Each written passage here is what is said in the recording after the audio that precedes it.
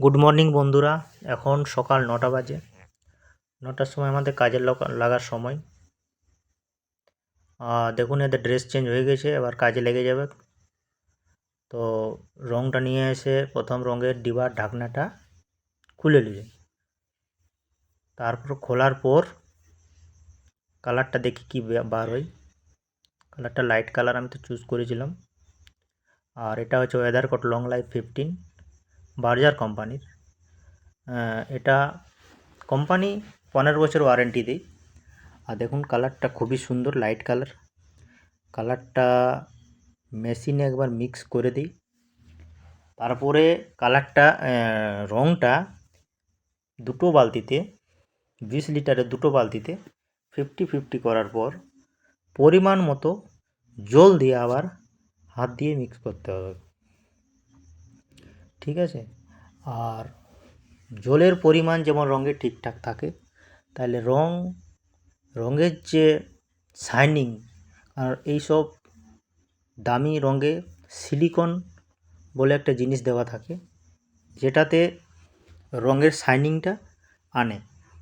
আর জলের পরিমাণ যদি ঠিক না দেই, তাহলে যে সিলিকনটা পাতলা হয়ে যায়, তখন রঙের শাইনিংটা পাওয়া যায় না, ঠিক আছে। আর দেখুন 50-50 করার পর রঙটা হাত দিয়ে মিক্স করে তারপরে পরিমাণ মতো জল দিতে হয়।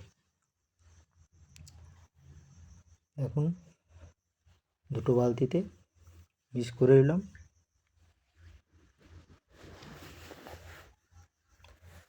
ঠিক আছে, ভালোভাবে মিক্স করতে হয়, কারণ মেশিনে যে মিক্স করে সেটা ঠিকঠাক মিক্স হয় নাই। কারণ যে কালারটা ঠিকভাবে যদি মিক্স না হয়, তাহলে রোলারে যদি সেই কালারটা স্টেনার বলে একটা কালার থাকে, সেটা লাগে যদি যায়, তাহলে কিন্তু বারবার ওই কালারটা বার হতে থাকে রোলার থেকে। আর দেখুন পরিমাণ মতো জল দেওয়া হয়ে গেছে রঙটাতে। বলে ঢাকনাটাতে রঙ যেহেতু এক্সট্রা লাগিয়ে আছে, সেটা মানে ধুয়ে নিলেই ভালো, নষ্ট করে কোনো লাভ নেই। দেখুন ঢাকনাটা ধুয়ে নিল।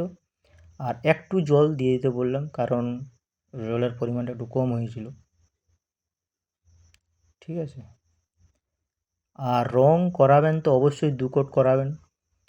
যাতে 2 কোট যদি রং না হয়, তাহলে কিন্তু রঙের যে শাইনিং সেটা পাবেন না।